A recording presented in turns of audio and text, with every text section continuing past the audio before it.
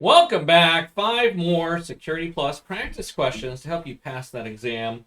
Deep dive onto those 5 questions. Let's see if we can't stump you this time around. What do you think? Think we can get you?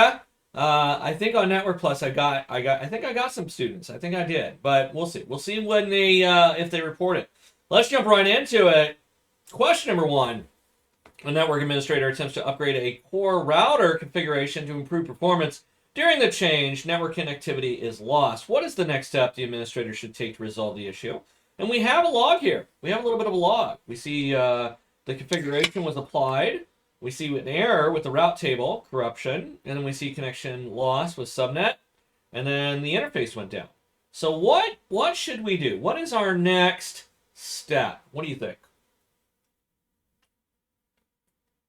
I like these types of questions because they're more akin to what we see in the real world than some of the other questions that I've come up with or that I've seen. Let's jump into this. I'm trying not to make 20-minute videos, so let's jump right into it. As always, you can pause the video. A network administrator attempts to upgrade the core router configuration to improve performance. During the change, the network connectivity is lost. What is the next step the administrator should take to resolve the issue? Let's start with A. Manually rebuild the routing table to restore connectivity. That is a route. That is something we could do. We could totally go in there, especially since the route table corruption was detected. We could purge it. We could go through. We could rewrite it from scratch. May take some issues or some time, but we could totally do that. So A is a possibility. B, reboot the router and attempt to reapply the configuration. Another answer that I've seen in the real world often. We see a problem with it, so we'll just reboot the router. We'll power cycle because that's the IT thing of the day, right? Power it down and then turn it back on and then see what happens. See if we can't reapply that configuration. That is definitely something we could do. C, execute the backup plan and revert the router to the previous configuration. Again, another great answer that we could utilize. We could say, you know what, this doesn't work. We see a problem with it, and then go through it. And then D, wait for the interface to come back online automatically. D. Again, I've seen people do this in the real world quite often. Let's get rid of some of these answers. Let's get rid of some of the obvious ones. Okay, D I feel like is an obvious one to get rid of. Wait for the interface to come back up online manually. That's probably not going to happen. It's probably not going to happen with the corruption in the table. And so D, I think, even though I see people utilize it all the time, D is not a proper answer, especially not when we're talking about this type of thing. All right. That leaves A, B, or C. I feel like we can get rid of another one. Which one should we get rid of? A, B, or C? Let's get rid of B. I feel like getting rid of B is an easy one too, even though I see this all the time in the real world. Okay, I know that sometimes it works in the real world. I know that. I know it. But I need you, my fellow IT security experts out there, I need you to realize that the real world has no bearing on certification exams. None whatsoever. Take your experience that you've done in the past, even though you're like, I would totally do that. I would too. I would 100% reboot it first. That was something I would 100% do before I did either one of the other two. I would totally reboot it just because sometimes it works. But that is not a proper answer. And so B is not going to be correct as far as certifications are concerned. Remember, if you work in the industry, that certifications and practical certification, practical knowledge and certifications don't always mesh. This is one of those times that they don't. Okay, that leaves A and C. Should we manually rebuild the routing table or should we execute the backup plan? What do you think? Yeah, I am postponing. I'm giving you time. I'm giving you time to think about it. If you said execute the backup plan and revert the router to the previous configuration, you were 100% correct. It is C. It's 100% C. That's going to be our answer. We are going to revert back to that backup plan. In the real world, what we do? Oh, we would 100% reboot the router and see if it doesn't fix the issue and then reapply the configuration. We would 100% do that. 100% do that. All right. And then given how long the maintenance window is, I could not only see us doing that, I could see us executing the backup plan and not really the backup plan, but reverting back to the old setting and then reapplying it again. Or, depending on the maintenance window, something else we might do is flush out the router completely and then apply the new system. So we're not applying a patch. We probably have a core file that's associated with that router. We would apply that, and then we would implement the new update right on top of that and see if that didn't work. And barring all three of those, given our amount of time on the maintenance window, then and only then we would execute the backup plan. But this is not the real world. This is certification, and certification says that if it doesn't work, well, we execute the backup plan. That's how that works. That is not the real world, by the way. I have never seen that in play. But yeah, it's going to be C. All right, question number 2. A security analyst is reviewing the web server logs and notices an unusual entry indicating activity outside the scheduled maintenance window. Which of the following is most likely explanation for this out-of-cycle logging? What is the most likely explanation for this? What do you think? We see our logs. We see at 3:12 in the afternoon, admin privilege access granted. Then we see a file was modified. And then we see this session was terminated, all within about 3 minutes of each other. That's very quick. What do we think? What do you think? All right, let's start with D. A scheduled update was delayed, leading to late logging. I don't think so. We don't usually see late logging, and there's nothing to indicate that we have a delay in the logging. And so I'm gonna go with no. C. Admin user applied security patches to the server. Maybe they did apply security patches to the server. Does the log say they applied security patches to the server? Does it look like there was security patches applied to the server? What do you think? Maybe. B. An unauthorized user gained privileged access to the server. Possible. We see that a user named admin actually logged into the server. They modified something and then they got out. So they got in, got what they needed done, and then they logged right out. This is typical of somebody that knows what they're doing. In this case, was it unauthorized? Well, what do you think? A, the web server was performing routine backups. Probably not. I think with the user login, I feel like that's an easy one to get rid of. So it really comes down to B and C. It really comes down to, did we have an unauthorized access, or did the admin apply security patches? Which was it? What do we think? All right. Well, if you answered B, the unauthorized user gained privileged access to the server, I am sorry, I hate to tell you this, but you were right. It is 100% correct. It is 100% that we had an unauthorized user. Why do we know? Why did we know? Because we show the logs granted access, admin access, right? We see that. And we see the amount, the time. I want you to think about this, right? At 3:15 in the morning, right? We see that it was in there. We don't see any type of scheduling in there. All right. Matter of fact, we see unusual entry indicating activity outside scheduled maintenance window. Outside the scheduled maintenance window. That right there is indicative of B, an unauthorized user gaining access. And so B is going to be our correct answer. Even though it was at 3:12 in the morning, it doesn't matter. Not every company has the same thing. What happened here? Did I forget to put the right answer in there? I did. It's B. My apologies. It's not on the slide. That's okay. We'll get over it. It's B. All right. Question number 3. A company stores customer data in a cloud provider located in a different country. Which actions should the company take to address the data sovereignty issue? What actions? And we see here that data is stored in Ireland. We see that it was identifiable information, so PII. And we see it's non-compliant, U.S. data sovereignty laws. And so what actions should the company take to address the data sovereignty issue? What do you think? Does you remember what data sovereignty is? Do you remember what that is? Let's. I'm trying to get through these a lot quicker. I had a student say, "Man, 25 minutes. Can you go quicker?" Yeah, we can. Let's. If you need more time, pause the video. Pause the video. We're going to answer this one. A company stores computer data in a cloud provider located in a different country. Which action should the company take to address the data sovereignty issues? Well, data sovereignty is where the data lies, or I'm sorry, who owns the data, I should say. And so here we see that it's. It looks like the data is stored in Ireland, but it belongs to U.S. And so that might be an issue. So A, we can migrate the data to U.S.-based cloud provider to comply with sovereignty laws. That is a possibility, right?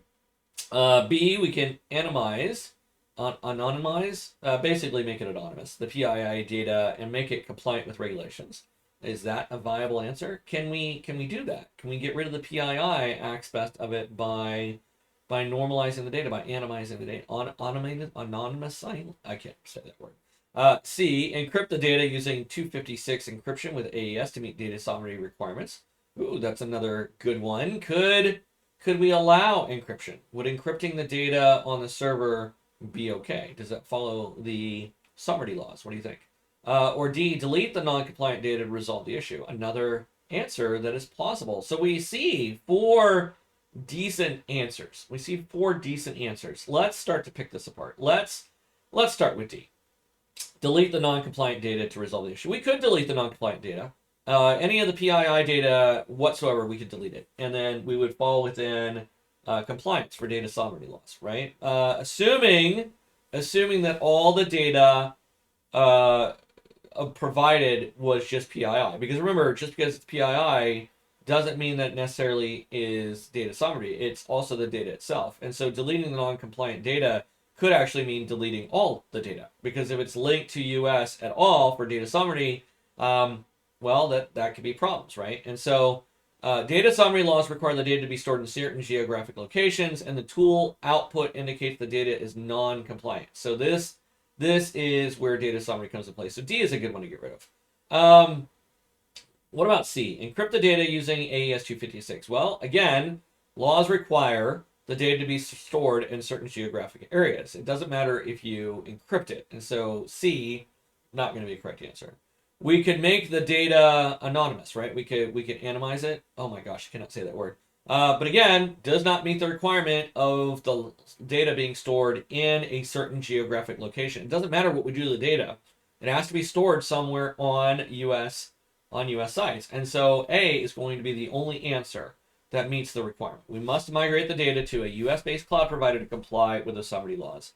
And so A is going to be our correct answer. There we go. Question number 4.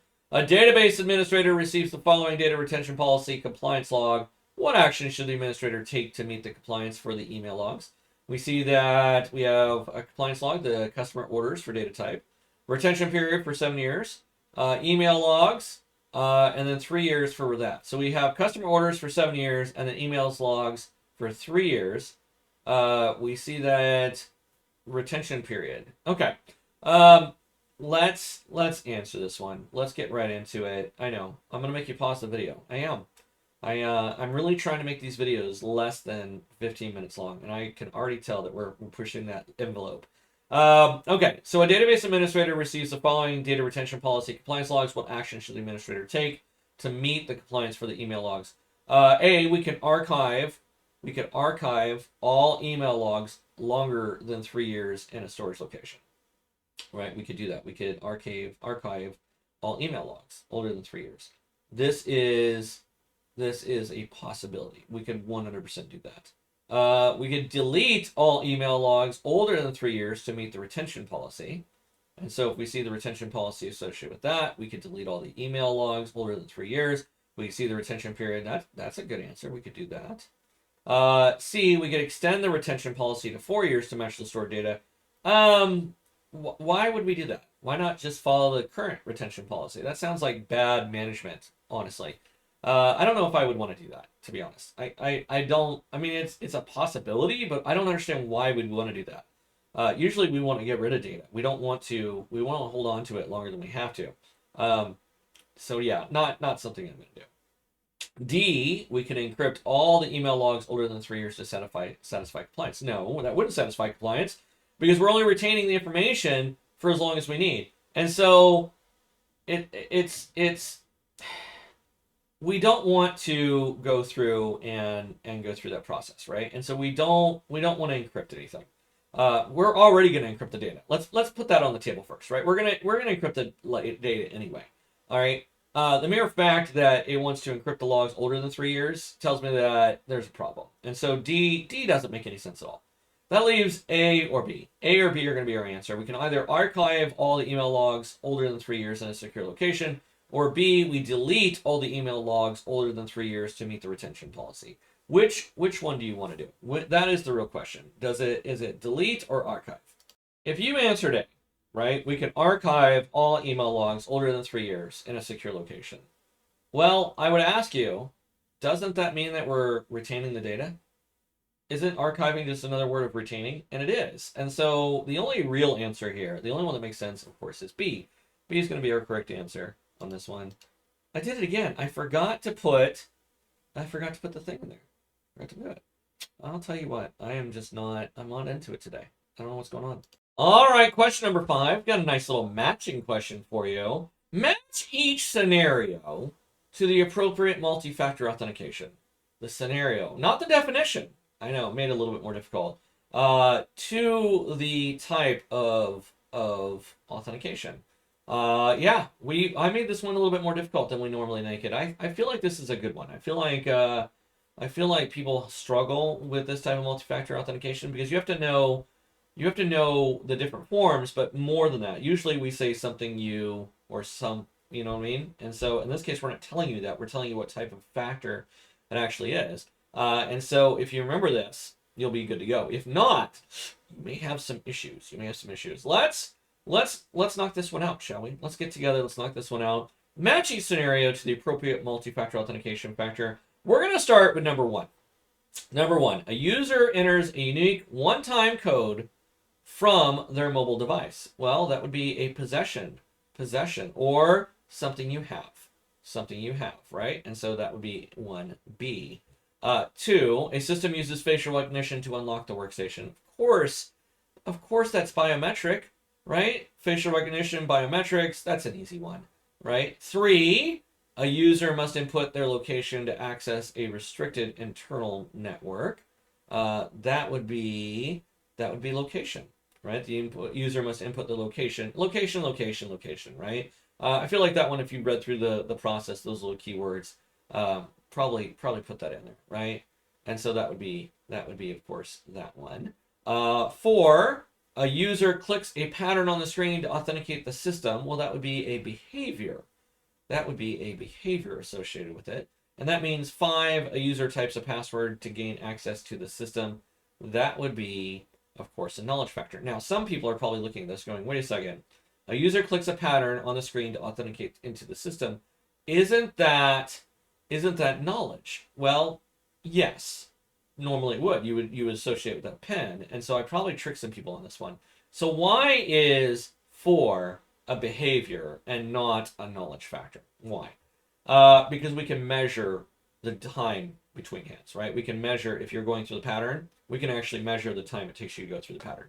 And we have an average of it, and then we can go through there. Whereas 5, a user types a password to gain access to the system, is clearly knowledge-based. 4 is not. And so if you answered 4 is knowledge, as soon as you got to 5, you would have realized, wait a second, that's more knowledge. That means 4. And then you have to use that process of elimination. And that's typical of CompTIA. Okay? And there we go. Hope that was helpful. Until next time, I'm Dr. K. We'll see you around.